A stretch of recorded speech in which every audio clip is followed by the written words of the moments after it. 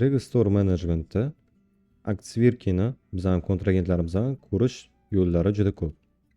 Masalan, omborni o'zida xaridlarga kirib, kontragentdan kelib tushgan. Shu yerni o'zida ham kerakli bitta kirimga bitta bosib, mushkan o'ng tomonni bosamiz va o'zaro hisob-kitob dalomatnomalari. Shu yerda bizda полный aktverki chiqib keladi. Debit va kreditlari. Bu yerda esa davrni tanlab, kattarog'ini olishimiz mumkin. Bu yerda kontragentdan kelib tushgan. Bu biza kirim qilganlarimiz.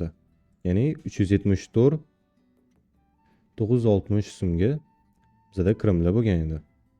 Bu bizda qarz bo'lib tushgan. Va bu yerda to'lovlarni qilganmiz.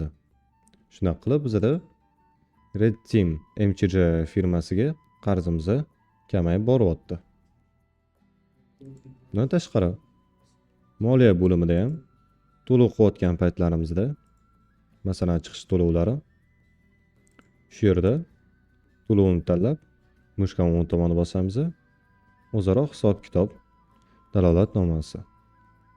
Va bu yerda ham ko'rsatiladi.